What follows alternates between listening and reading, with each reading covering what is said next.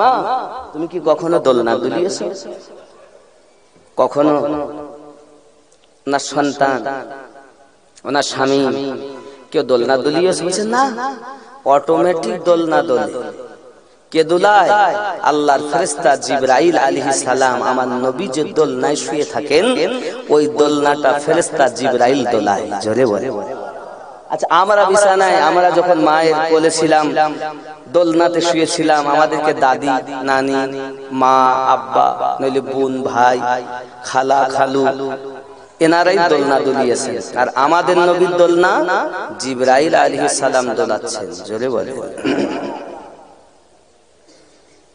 জিবরাইল আলাইহিস সালাম এমন ফেরেশতা বিনা ইজাজতে আমার নবী পাকের দরজার ভিতরে প্রবেশ করতে পারেন না, দরজায় এসে অপেক্ষা করতে হয়, অর্ডার হলে তারপর ঢুকতে হয়। জোরে বলে। তুমি জিবরাইলের পাওয়ার জানো তো আমার রাসূলের জানো না? আমার নবীকে পাওয়ার দিয়েছেন কে? জোরে বলুন আল্লাহ।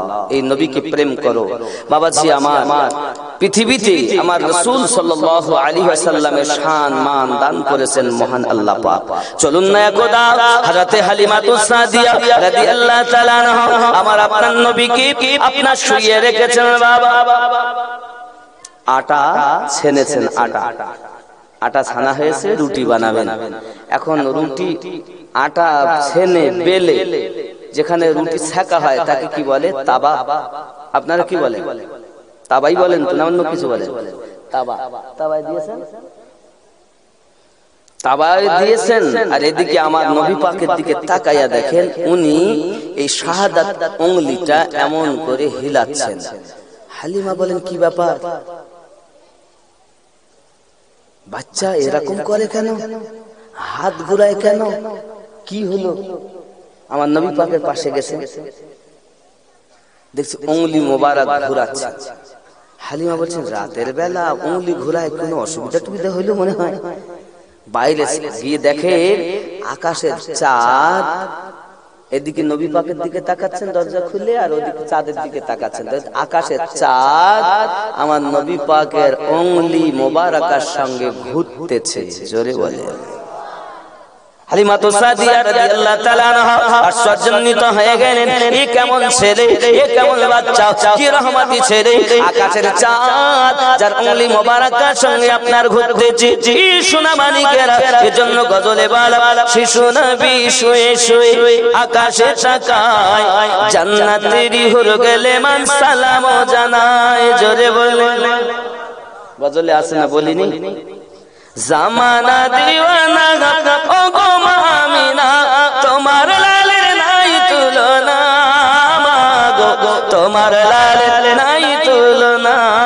শিশু নবী শুয়ে শুয়ে আকাশে তাকায়, জান্নাতেরই হুর গেলে সালাম জানায়। নবী এক ইশারায় গাছে সে সালাম জানায়, আসমানেরই চাঁদ জাগার খেলনা, মাগো তোমার লালের নাই তুলনা।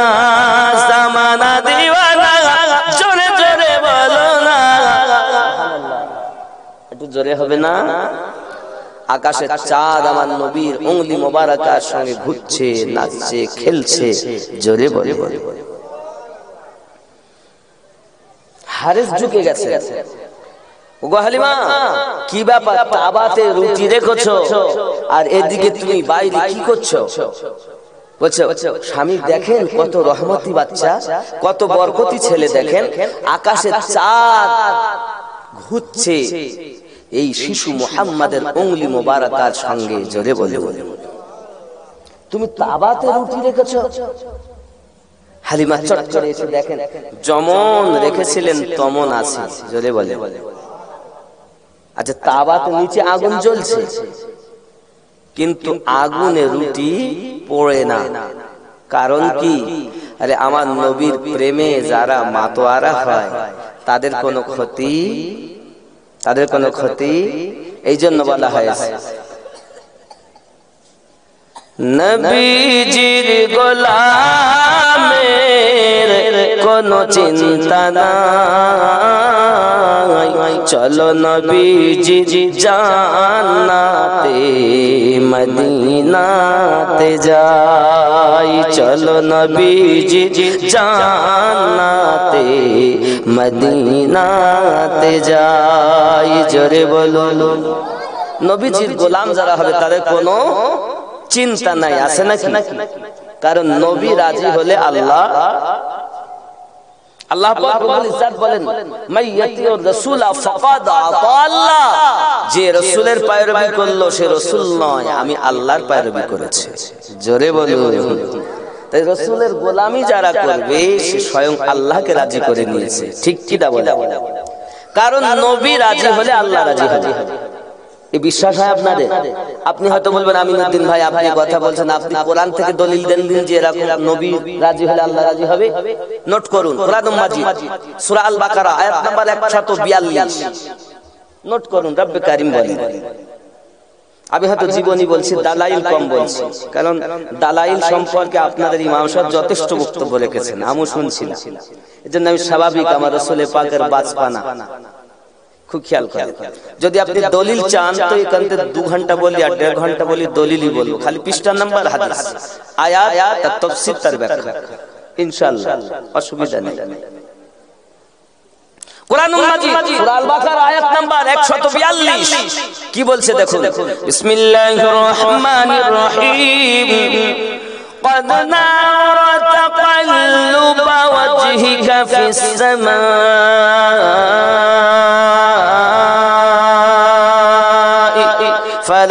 فلنولينك قبلة ترضاها। জোরে বলুন। মক্কা থেকে মদিনায় যখন আপনার আমার নবী গেলেন, আল্লাহ পাক আল্লাহ তাআলা বললেন আমার হাবিব আপনি বাইতুল মুকাদ্দাসের দিকে ফিরে নামাজ পড়ুন। জোরে বলুন। বাইতুল মুকাদ্দাস কারে বলি? হযরত সুলাইমান পয়গম্বর জিন্দা রাতে যে মসজিদটা নির্মাণ করেছিলেন ওই মসজিদটাকে বাইতুল মুকাদ্দাস বলা হয়। আল্লাহ পাক বললেন আপনি ওই দিকে ফিরে নামাজ পড়ুন। নবী আমার নামাজ পড়তেছেন কিন্তু মন সায় দেয় না, মন চায় যে আমি বাইতুল্লাহর দিকে ফিরে নামাজ আদায় করব। আপনি এই আয়াতের তাফসীর খুলে দেখুন। হে বাবাজি আমার, তাফসীরের দুররে মানসুর খুলুন। হযরত ইমাম জালালউদ্দিন আসসিউতি রাহমাতুল্লাহ আলাইহি যিনি 75 বারের বেশি আমার নবীজিকে চোখে দেখেছেন, উনি এর ব্যাখ্যা করতেছেন। হে বাবা, আপনি তাফসীরে আপনার কিনা মাযহারি খুলে দেখুন, যার ভিতরে আপনার কিনা হযরত ইমাম সানাউল্লাহ পানিপতি রাহমাতুল্লাহ আলাইহি বলতেছেন। আপনি তাফসীরে বাগাবী খুলে দেখুন, তার মধ্যে কি আসছে বাবা? আসছে এটা আপনার আমার নবী জোহরের 4 রাকাত নামাজের নিয়ত করে দাঁড়িয়েছেন। জোরে বলুন সুবহানাল্লাহ। নবী রাজি হলে আল্লাহ রাজি হবে।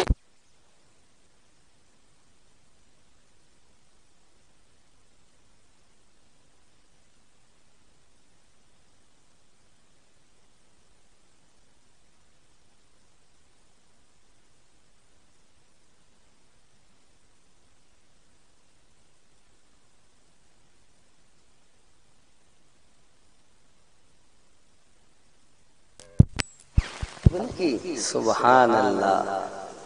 জোরে বলুন সুবহানাল্লাহ। আব্বাজি আমার কি হচ্ছে? জোহরের নামাজের নিয়ত নবী করেছেন। জোহরের নামাজ কয় রাকাত? 4 রাকাত। নবী আমার নিয়ত করে দাঁড়িয়েছেন বাইতুল মুকাদ্দাসের দিকে, আর রাসূল আমার তাকাচ্ছেন আকাশের দিকে। কদ নারা তাকাল্লুবা ওয়াজহিকা ফিস সামাই। নবী আকাশের দিকে তাকাচ্ছেন আর নামাজ পড়ছেন। আল্লাহ পাক রব্বুল ইজ্জত অন্তর্যামী, তিনি বলেন হাবিব আপনি ওদিকে তাকাচ্ছেন কেন? নবী আমার দিলের কথা কিবলার দিকে, বাইতুল্লাহর দিকে নামাজ পড়বেন, এটাই তার ইচ্ছা। আল্লাহ বলেন হাবিব ফালানুবাল্লিয়ান্নাকা কিবলাতান তারদাহা, আপনি ওই অবস্থায় মুখ ফিরিয়ে নেন, আমি আল্লাহ কিবলা পরিবর্তন করে দেব। হাবিব তুমি যাতে রাজি আমি আল্লাহ তাতে রাজি। জোরে বলুন। আপনি যদি বলেন হুজুর আপনার কথা মানি না, দেখবো, আলহামদুলিল্লাহ আমি খুশি হব। আপনি স্টেজে আসুন, আপনাকে দেখিয়ে দিচ্ছি। এই মোবাইলের মধ্যে আমার আছে, তাফসীরে দুররে মানসুর থেকে দেখাবো, তাফসীরে মাযহারি থেকে দেখাবো। আল্লাহ পাক রব্বুল ইজ্জত আমার নবীর দিলের চাহাত অনুযায়ী বাইতুল্লাহকে কিবলা বানিয়ে দিলেন। জোরে বলে তার মানে আমরা সুন্নিরা বুঝে গেছি নবী রাজি তো আল্লাহ। জোরে বলো, আরো জোরে বলো। আব্বাসি চলুন আগিয়ে হযরতে হালিমাতুস সাদিয়া রাদিয়াল্লাহু তাআলা আনহা আমার নবীকে নিয়ে এমনি করে আপনার সংসারে খুব আনন্দ আত্মহারা হয়ে আছেন। বাবাজি আমার, একদা দেখা যায় আপনার আমার নবী সাল্লাল্লাহু আলাইহি ওয়াসাল্লাম পৃথিবীর জমিনে হালিমাতুস সাদিয়া রাদিয়াল্লাহু তাআলা বাড়ির অনেক ঘটনা। তার বেটা বকরি চড়াতে যায়। একদিন রাখালেরা বলছে, হাগো তোমার জামায় এত সুগন্ধ কেন, এত খুশবু? তাই আসলে আমাদের বাড়িতে আমার দুধ ভাই আছে, আর দুধ ভাইয়ের জামার পাশে আমি আমার জামাটা রেখেছিলাম, তাই মনে হয় এত সুগন্ধ হয়েছে। কি? হ্যাঁ, শোনো, আমার দুধ ভাইকে যদি তোমরা একবার দেখো তা তোমাদের চোখ ফিরাতে ইচ্ছা করবে না, তোমাদের ক্ষুধাও লাগবে না, পিপাসাও লাগবে না। আমার দুধ ভাই এত সুন্দর দেখতে। জোরে বলে, ঠিক কিনা? আমার নবী পাকের মতো আর কেউ আছে? বাবাজি রাখালেরা বলতে চাই, রাখালেরা বলতে চাই, রাখালেরা বলে, ওগো মাসরুদ, ওগো মাসরুদ, আমরা যাব, আমরা ওই দুই ভাইকে দেখতে চাই। সবাই আপনার কিনা লাইন লাগিয়ে চলে আসছে হালিমাতুস সাদিয়া রাদিয়াল্লাহু তাআলা আনহার বাড়িতে। সোনা মানিক আমার বাবাজি, আমার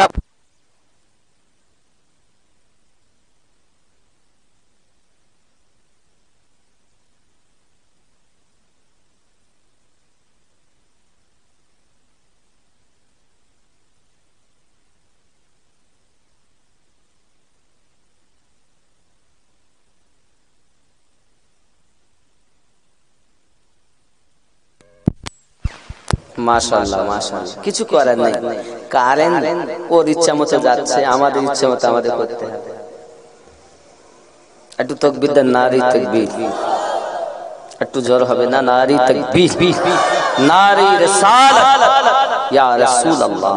আল্লাহ আমাদের নবী পাক সাল্লাল্লাহু আলাইহি সাল্লামের শান মান বর্ণনা করে শেষ করা যাবে না। চলে কোন সুবহানাল্লাহ। শেষমেশ কথা, হালিমাতুস সাদিয়া রাদিয়াল্লাহু তাআলা আনহার ঘরে অনেক ঘটনা ঘটেছে। বাবা যাই হোক, 2 বছর পর আনলেন, আবার নিয়ে যাচ্ছেন, কিন্তু এই 2 বছরের সময় আমেনা রাদিয়াল্লাহু তাআলার সঙ্গে কথা হলো বটে, কিন্তু আব্দুল মুত্তালিবের সঙ্গে দেখা হয়নি। দূর থেকে আব্দুল মুত্তালিব দেখতে পেয়েছেন হালিমাকে, তো দাদু ভাইকে দেখবেন বলে আব্দুল মুত্তালিব ডাকছেন। তো ওখান থেকে হালিমা চালাকি করবে, যদি বুড়ো আমারে আর না দেয়, কথা বুঝতে পেরেছেন? এজন্য হালিমা দাঁড়াচ্ছেন না। বাপজি দোয়া করেন। অনেক কথা আমি বলতে গেলে শুনে নেবেন, আপনারা ইউটিউবে আছে আমার রাসূল পাকের জিন্দেগি। আমি খালি মক্কা থেকে হালিমাতুস সাদিয়া রাদিয়াল্লাহু তাআলা আনহার বাড়িতে ঘটনা ঘটতে 2 থেকে 3 ঘন্টা পাট পাট করা আছে, শুনে নেবেন, দেখে নেবেন। মাজুরিয়া টিভি, দরবার শরীফ টিভি বা আজিজিয়া টিভিতে দেখে নেবেন। এরপর আমার আপনার নবী সাল্লাল্লাহু আলাইহি সাল্লাম যখন হালিমাতুস সাদিয়া রাদিয়াল্লাহু তাআলার বাড়িতে আসেন, অনেক ঘটনা ফিরিয়ে নিয়ে যাচ্ছেন একদম 4 বছর পর। রাস্তায় যাচ্ছেন, যাওয়ার সময় আমার আপনার নবীকে একটু দাঁড় করিয়ে দিয়েছেন, দিন নিজে প্রয়োজন সারতে গেছেন। হঠাৎ ইবলিস শয়তান বাবা, সে এক বড় দরবেশ সেজে, নামাজি সেজে, হাতে তাসবিহ নিয়ে সামনে এসেছে। হালিমা দিয়ে বুঝতে পারছেন না ইবলিস এসেছে। হালিমা বলছে, বাপজি আমার সন্তান এখানে দাঁড় করিয়ে গেলাম, গেল কোথায়? তা বলছে, মা আমি তোমাকে একটা যুক্তি দেব। বলছে, হ্যাঁ দেন। বলছে, আমার একজন গুরু আছে, সেই গুরুর কাছে যদি আপনি যান তাহলে বলে দেবে ও বাচ্চা গেছে কোথায়। হালিমাতুস সাদিয়া রাদিয়াল্লাহু তাআলা বলছেন, ঠিক আছে। যেহেতু মানুষকে ধোঁকা দিতে গেলে হাতে তাসবিহ লাগিয়ে দাও, মাথায় টুপি, ভালো লম্বা জুব্বা গায়ে দিলে লোক মনে করে এর মতো আর হুজুর আর নাই। কথা বুঝতে পেরেছেন? আমরা খালি আল্লাহ ওয়ালারা পোশাক পরে না, আল্লাহ ও নবীর দুশমনেরাও এমন পোশাক পরিধান করে ঈমান ছিনিয়ে নেওয়ার জন্য। ঠিক কিনা বলেন? আব্বা হালিমাতুস সাদিয়া রাদিয়াল্লাহু তাআলা আনহা এমন সময়তে ঠিক আছে চলেন। এখন ওই দরবেশ আস্তে একদম দরবেশ সেজে আছে, গাছতলায় জঙ্গলের মধ্যে একটা বড় কালো একদম দাঁড়িয়ে আছে। কে? এক কাজ করো হালিমা, একে একবার তুমি সেজদা দাও, একবার সেজদা দাও, তাহলে বলে যে ওই বাচ্চা গেল কোথায়। হালিমা বলছেন না, আল্লাহ ছাড়া কাউকে সেজদা দেওয়া যাবে না। জোরে বলে সুবহানাল্লাহ। তুমি সেজদা দেবে না, তাহলে তোমার সন্তান কোথায় গেছে বলা যাবে না। হালিমা তো সাদিয়া রাদিয়াল্লাহু তাআলা চালাক ছিলেন। উনি বলছেন, আচ্ছা আমি আমার সন্তানের নাম যদি নেওয়ার পর এই মূর্তি যদি এইভাবে দাঁড়িয়ে থাকতে পারে, তাহলে আমি এটা সেজদা দেব। ও দরবেশ বলতেছে, তাহলে তো ভালো কথা, ঠিক আছে, এর নাম আমি বলবো না, আমি তোমাকে বলছি, তুমি বলো। এখন সন্তানের নাম কি? মুহাম্মদ ইবনে আব্দুল্লাহ। জোরে বলি সাল্লাল্লাহু আলাইহি ওয়াসাল্লাম। যেই এই কথা ওই দরবেশ মুখ দিয়ে বলেছে, আর ওই মূর্তি ওই বড় কালো পাথর দিয়ে দাঁড়িয়ে আছে, একদম ভেঙে চুরমার হয়ে গেছে। জোরে বলে, আরে আমার নবীর নাম নেওয়ার সাথে সাথে মূর্তি দাঁড়িয়ে থাকতে পারে না। বাপজি, তিনি আমাদের নবী। হালিমা সাদিয়া রাদিয়াল্লাহু তাআলা না টুকটুক করে গেলেন আব্দুল্লাহ মুতাল্লিব রাদিয়াল্লাহু তাআলার কাছে, গিয়ে দেখছেন নবীও বসে আছেন দাদুর পাশে। জোরে বলে, হযরত আব্দুল মুতাল্লিব সঙ্গে সঙ্গে বলছেন, আমিনা, তোমাকে যে আমি অনেকদিন আগে একটা দিয়েছিলাম পোটলা, ওটা এনে দাও। এনেছেন, হালিমাকে দিচ্ছেন। হালিমা বলছেন, আমি নেব না, কারণ আপনি হয়তো মনে করছেন আমি মুহাম্মদকে লালিত পালিত করেছি। না, হাকিকাতে আমি হালিমাকে মুহাম্মদ সাল্লাল্লাহু আলাইহি সাল্লাম লালিত পালিত করেছে। আমার দুঃখের দিন সুখে পরিণত করে দিয়েছে, এমন কি সব কিছু দিয়ে দিয়েছে। আয় আব্দুল মুতাল্লিব, আমার কিছু প্রয়োজন নাই, আমার কিছু প্রয়োজন নাই। আমার যাহা দিয়েছে, আমার পূর্ব পুরুষও যদি বসে বসে খায়, আমি হালিমার অর্থ খুলাবে না। জোরে বলে, আমি মুহাম্মদকে লালিত পালিত করিনি, মুহাম্মদ আমায় লালন পালন করেছে। জোরে বলে, কারণ ওই যে স্বপ্নে দেখেছিলেন, হালিমা তুমি যদি ওই বাচ্চাকে লালন পালন করতে পারো, অর্থ তোমায় খুঁজতে হবে না, অর্থ তোমায় খুঁজে নেবে। জোরে বলে, ওগো আব্দুল মুতাল্লিব, আপনি যখন শুনবেন না অর্থ আপনি আমাকে দিচ্ছেন, নেন, এই অর্থগুলো আমি নিলাম, নেওয়ার পরে আমি আবার আপনার এই দাদু ভাইয়ের জন্য রেখে গেলাম। ও আব্দুল মুতাল্লিব, দুঃখের কথা কি বলবো, এই বাচ্চাটাকে ছেড়ে যেতে আমার ইচ্ছা হয় না। আমি হালিমা যখন কোনো বিপদে পড়তাম, এই বাচ্চাটার নাম যদি একবার আমি জবানে নিতাম, সঙ্গে সঙ্গে আমি হালিমা সমস্ত মুসিবত দূর হয়ে যেত। ও আব্দুল মুতাল্লিব, আমি এই বাচ্চাটাকে ছেড়ে যেতে আমার মন চাই না, আমার কলিজাটা ফেটে যায়, তবে আপনি আমার জন্য দোয়া করেন। আমি হালিমা সারাটা জীবন যতদিন বাঁচি, এই বাচ্চাটার নাম আমার তাসবিহ হিসাবে থাকবে, কোনো মুসিবত থাকবে না, কারণ আমার সব কিছু বাচ্চা দিয়ে এসেছে। চিৎকার মেরে বল সুবহানাল্লাহ। আব্বাজি আমার, আপনার আমার নবী সাল্লাল্লাহু আলাইহি ওয়াসাল্লাম এবার আপনার বাড়িতে রয়েছেন। আব্বাজি আমার, আমার নবী পাক সাল্লাল্লাহু আলাইহি ওয়াসাল্লাম বলেন, আম্মা, আব্বা কই? অনেক ঘটনা ওখানে। কিছুদিন পর নবী আমার আব্বার কথা বলছেন, মনে দুঃখ লাগে। এমন সময়তে আমেনা রাদিয়াল্লাহু তাআলা আনহা শ্বশুর আব্বাকে খেতে দিয়েছেন, নবী আমার তিনিও খাচ্ছেন। এমন সময়তে আমেনা বলছেন, আব্বাজি আমাকে একটু ইজাজত দেন, আমি আমার বেটাকে নিয়ে আমি একটু আমার আব্বার বাড়ি ঘুরে আসি। কথা বুঝতে পারছেন? আব্বার বাড়ি মানে অনেক দিন যাই না, বনি নাসসারে যাই না, আমি অনেকদিন যাই না, আপনি ইজাজত দেন তাহলে যাব। খাজা আব্দুল মুতাল্লিব রাদিয়াল্লাহু তাআলা আনহু খাবার খেতে বসে বাচ্চার ন্যায় কান্না শুরু করে দিয়েছেন। হযরতে আমিনা রাদিয়াল্লাহু তাআলা না বলেন, শ্বশুর আব্বা আপনার যদি ইজাজত দিতে মন না চাই আপনার দিতে হবে না, তবে আপনি যেন কান্না করবেন না। হযরতে আব্দুল মুতাল্লিব বলেন, আমিনা আমি তোমাকে বিদায় দেওয়ার জন্য কাঁদি না। আমি কেন কাঁদি জানো? আমার এই বংশের ভিতরে সব থেকে সম্মানিত ছিল হযরতে হাসিম, সে যখন ব্যবসাতে গেল আর ফিরে এলো না। তারপরে সম্মানিত ছিল হযরতে আব্দুল্লাহ, সেও যখন আমার থেকে বিদায় নিল আব্দুল্লাহ আমার কাছে ফিরে এলো না।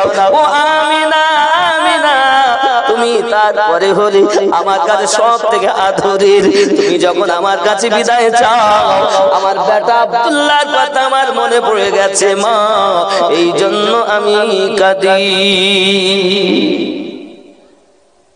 খেয়াল করুন, বৌমা যাবে তো শ্বশুর কাঁদে, আর এখনকার সময় যদি শ্বশুর একবার শ্বশুর কাঁদে, শ্বশুর বলে বৌমা গেছে বেশি গেছি একটু শান্তিতে থাকবো।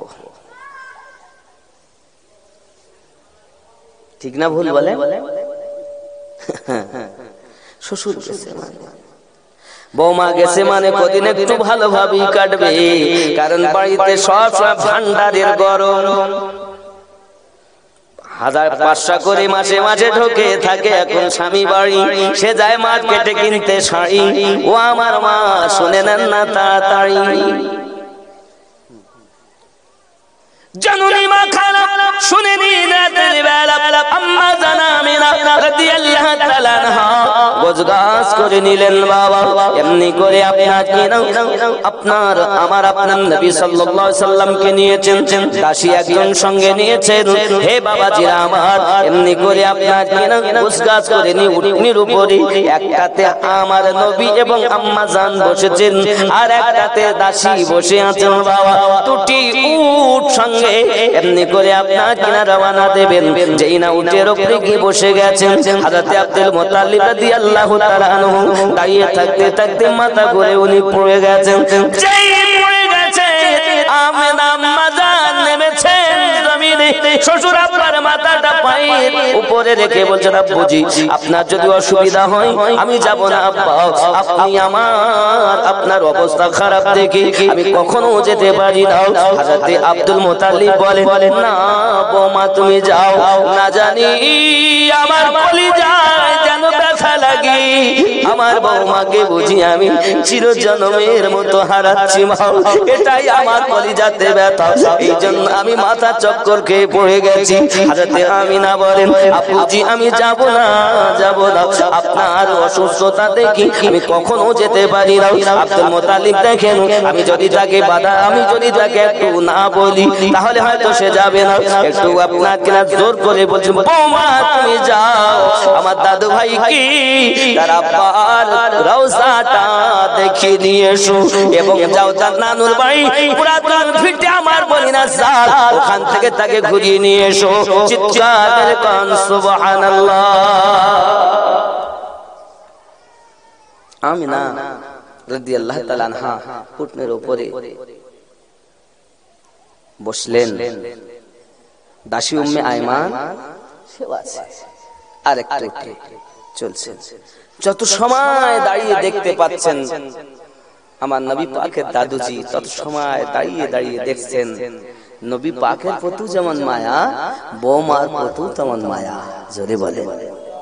কিতাবের ভিতরে লেখা আছে বাবা, কিতাবের ভিতরে লেখা আছে যত সময় দেখতে পেয়েছেন চোখের পলক ফেলেননি তিনি। প্রতিদিন সকালবেলা রাস্তার ধারে দাঁড়িয়ে দাঁড়িয়ে যদি কোনো কাফেলা যেত জিজ্ঞাসা করত, আমার আমেনা আমার বৌমাকে কি আসতে দেখেছেন আপনারাও? প্রতিদিন দেখতেন। এ বাবা তারে বৌমা কেমন ব্যবহার করেছে শ্বশুরের সঙ্গে, আর এখনকার যুগে শ্বশুরের বাবা আপনার এমন ব্যবহার করে, পার করে দাও তোমার আব্বার পেশাবের বন্ধতে থাকতে পারি না। আছে না? আমার মা খালাও শুনে নাও, রাতের বেলা তুমি কি জানো আমার রাসূল পাক সাল্লাল্লাহু আলাইহি ওয়াসাল্লাম বলেন, কোন সন্তান যদি আপনার সকাল বেলা উঠে তার আম্মা জানের মুখ পানে চাইয়া বলেন ইনি আমার গর্ভে ধারিণী মা, যদি তার আব্বার মুখ পানে চাইয়া বলেন ইনি আমার আব্বাজি, আল্লাহ পাকের নবী জানিয়েছেন তার নামায়ে আমলে কবুল হওয়া হজের সওয়াব লিখে দেওয়া হয়। জোরে বলুন আমি নবীর হজ করতে যাব, কবুল হতে পারে নাও।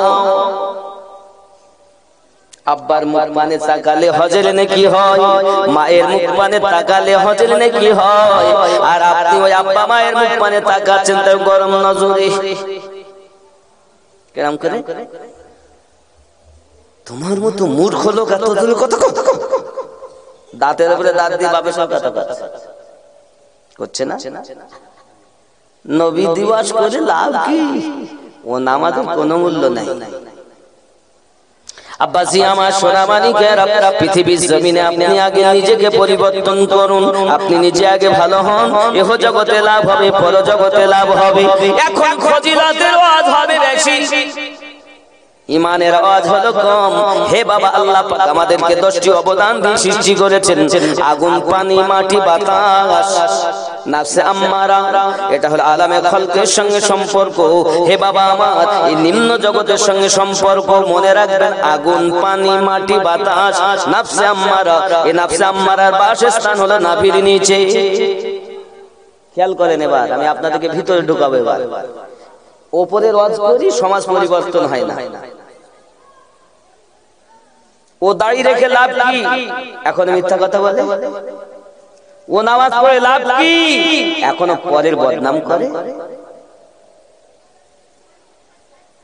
খেয়াল করবেন বাবা, আব্বাসি আমার, তাহলে আমি 5টা বলেছি, আগুন, পানি, মাটি, বাতাস, নাফসে আম্মারা, আর 5টি হলো আপনার লতিফায়ে কল, যেটা ডানে বাম স্তনে 2 আঙ্গুল নিচে আল্লাহ দিয়েছেন, আর একটি হলো লতিফায়ে রূহ, যেটা বাম স্তনে 2 আঙ্গুল নিচে আল্লাহ দিয়েছেন। বাবা আমার 3 নাম্বার হলো লতিফায়ে সির, যেটা আল্লাহ পাক 2 সিনার 2 স্তনের মাঝে, মানে মিডল যে নরম হাড্ডিটা আছে ওখানে দিয়েছেন।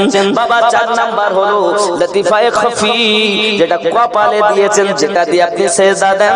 আর 5 নাম্বার দিয়েছেন লতিফায়ে আকফা, যেটা মাথার তালুর উপরে দিয়েছেন।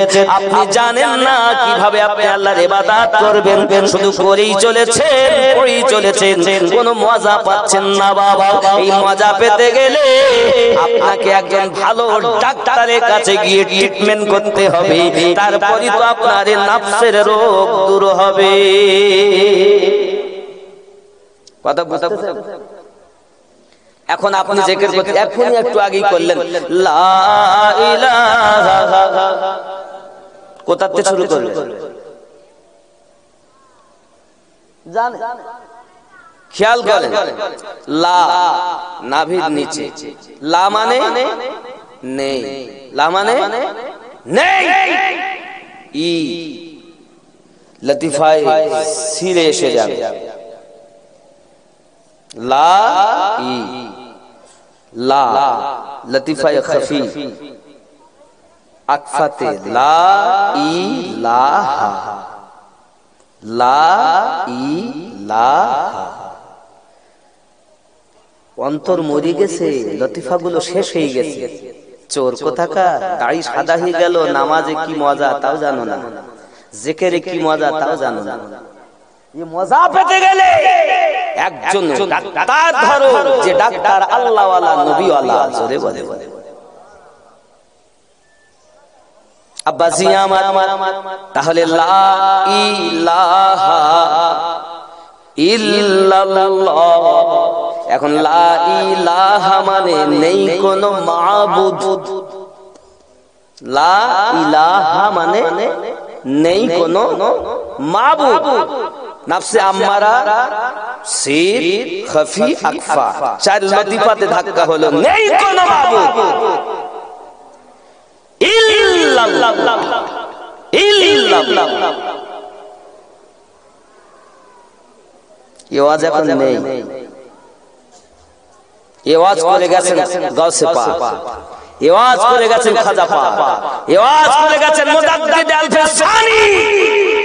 এক কথায় আল্লাহর ওলিগণ যেভাবে মানুষকে পথ দেখিয়ে পথ ভোলা মানুষকে আল্লাহওয়ালা বানিয়ে দিয়েছেন। জোরে বলুন, আরো জোরে বলুন। আমার কথা কি বুঝতেছেন বাবা? এই লতিফা গুলোকে জিন্দা করতে হবে।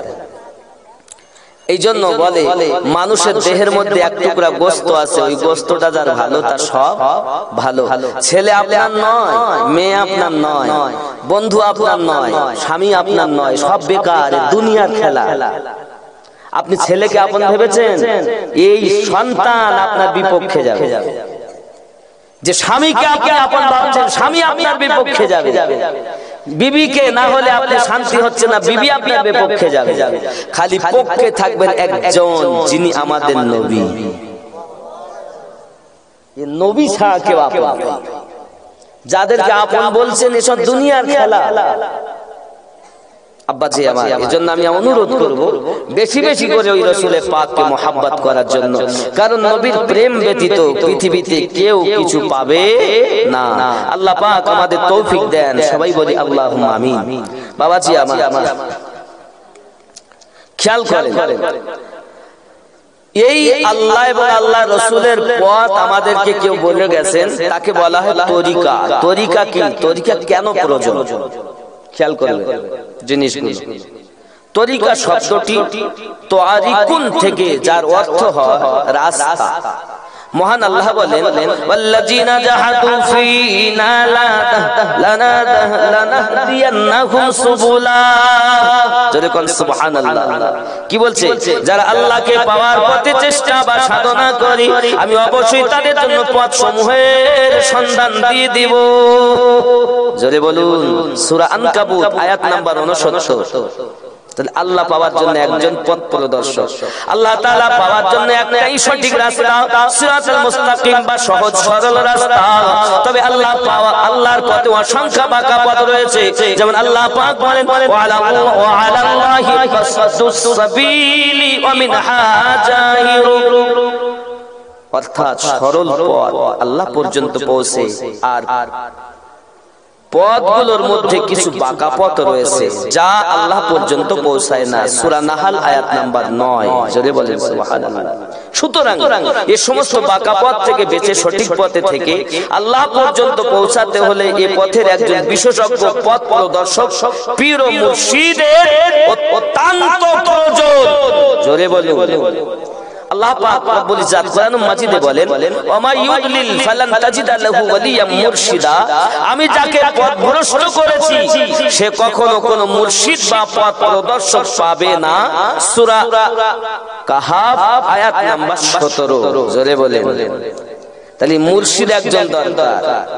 এই আয়াত থেকে সুস্পষ্ট প্রমাণ হলো, আল্লাহর পথে যার কোনো পথ প্রদর্শক মুর্শিদ নেই, সে গুমরাহ। তাহলে একজন পীরের দরকার। আপনাকে পীর ধরতেই হবে। এই পীর ধরার কথা এখন মৌলবীরা বলতেছ না, শুধু দরুদ শরীফ পড়ো, 100 বার এই কথা বলো। পীর ধরতেই হবে, নইলে আপনি পথ ভোলাই হবে। মুর্শিদ অবশ্যই দরকার, কারণ আল্লাহ কোরআনুল মাজিদ সূরা আল কাহাফের 17 নম্বর আয়াতের অংশে বলেছেন, ফালান তাজিদা লাহু ওয়ালিয়াম মুরশিদা। আমি আল্লাহ পাক যাকে পথ প্রদর্শক করব মনে করি, তার জন্য একজন কামিল মুকাম্মাল মুর্শিদের ব্যবস্থা করে দেই। জোরে কোন সুবহানাল্লাহ। এখন আমরা সবাই জানি শরিয়াত, তরিকত, মারিফাত আর হাকিকাত, বলি কি বলি না? আমাদের প্রিয় নবী সাল্লাল্লাহু আলাইহি ওয়াসাল্লাম ফরমান, শরিয়াত, তরিকত। সুবহানাল্লাহ। এই বিষয়টা বলি, আচ্ছা শরিয়াত কি জানার প্রয়োজন আছে? শরিয়াত খেয়াল করেন, আর শরিয়াতু আকওয়ালি, আমার নবী পাক বলেন শরিয়াত হলো আমার কথা বলি। শরিয়াতটা হলো রাসূলের পাকের কথা। আর তরিকাতু আফআলি, তরিকত হলো আমার কর্ম বলি। আর তরিকত হলো আমি নবী যেগুলো করেছি। জোরে বলে। আল হাকিকাতু আহওয়ালি, হাকিকাত হলো আমার অবস্থা বলি। আল মারিফাতু আসরারিহি, অর্থাৎ মারিফাত হলো আমার নিগুড় তত্ত্ব বলি। জোরে বলুন। বাইহাকির মধ্যে গুলো আসতেছে। শরিয়াত নবীজির দ্বীন সংক্রান্ত আদেশ নিষেধ, ফরজ, ওয়াজিব, সুন্নাত, মুবাহ, মুস্তাহাব, নফল ইত্যাদি শরিয়াত বলে। তরিকত কাকে বলে? অহংকার, বিদ্বেষ, হিংসা, আত্মগরিমা, রিয়া, ক্রোধ, কৃপণতা, কুচরিত্র অন্তর থেকে দূর করে সুন্দর ইবাদত করাকে তরিকত বলে। জোরে বলে। শরিয়াত তো পালন করো, তরিকত নাই, খেয়াল করো। আবার হাকিকত কি বলে? ইখলাস মানে শুদ্ধ সংকল্প। আইনুল ইয়াকিন প্রত্যেক বস্তু সচক্ষে দর্শন করিয়া অটল বিশ্বাস অর্জন করিয়া মুজাহিদা তত অদৃশ্য বিষয় বলে দর্শন লাভ করাকে হাকিকত বলে। মারিফাত কাকে বলে? খোদা তাআলার গুপ্ত তত্ত্বগুলি অবগত হওয়াকে মারিফাত বলে। তাই সাধারণ বলেন শরিয়াত, তরিকত, হাকিকত, মারিফাত, এই চার মিলে হয় আল্লাহর ইবাদত। জোরে বলে, খেয়াল করবেন। সুফিয়ানে কেরাম বলেন শরিয়াত হলো দেহ, তরিকত আত্মা, হাকিকত সত্য, মারিফাত অজানাকে জানা। জোরে বলে।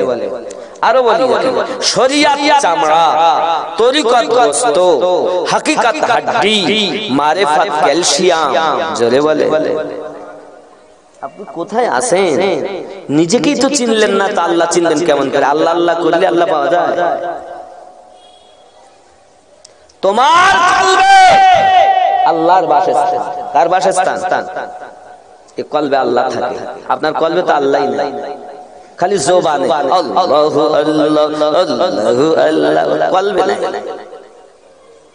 নেকি পাবেন আপনি বললে, কিন্তু স্বাদ পাবেন না।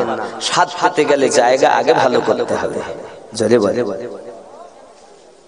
ওগো আমার সোনা মানিকেরা, সন্তান আপনার আপন হবে না, স্বামী আপনার আপন হবে না, যাদের জন্য আপনি এসব করতেছেন কেউ আপনার আপন হবে না। বাবা মারা যাবেন যখন, কবরে আপনাকে রেখে আসবে।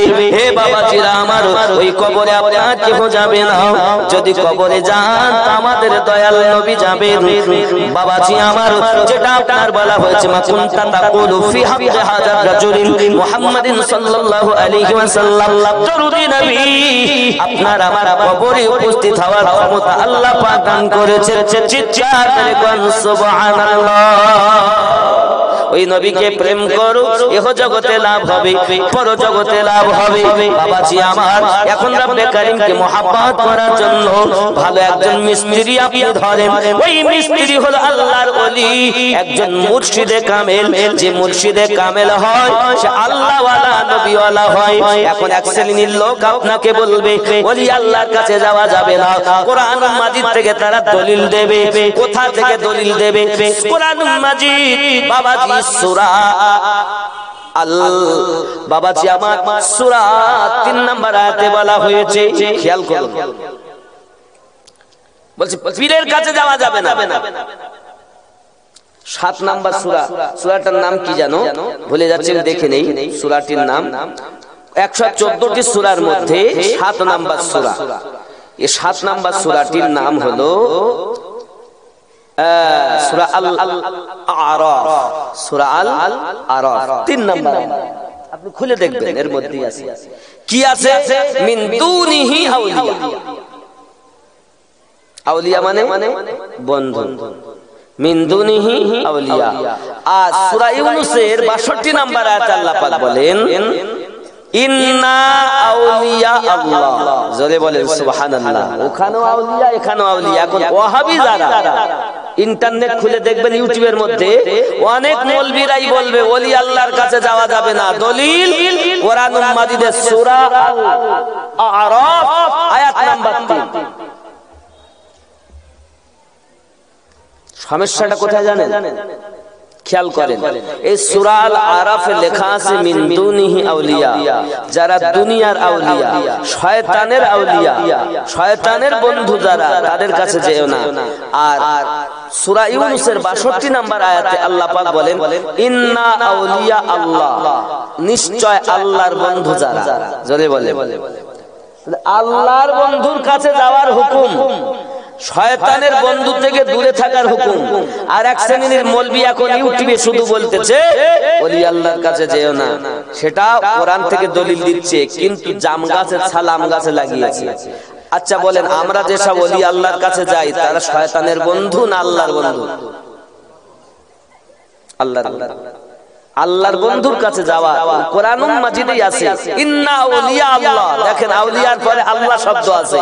আর সূরা আল আরাফে মিন দুনিহি আউলিয়া, এখানে আল্লাহ নাই, দুনিয়া আছে, শয়তান আছে। শয়তানের কাছে যেতে নিষেধ করেছেন, শয়তানের বন্ধুর কাছে যেতে নিষেধ করেছেন, আর সেটা আল্লাহর ওলির কাছে এনে ওয়াহাবীর দল আমাদেরকে বলছে আল্লাহর ওলির কাছে যাওয়া যাবে। নামাজ দেখে ভুলতেছে, আর এতটা ডিগ্রি তোমাকে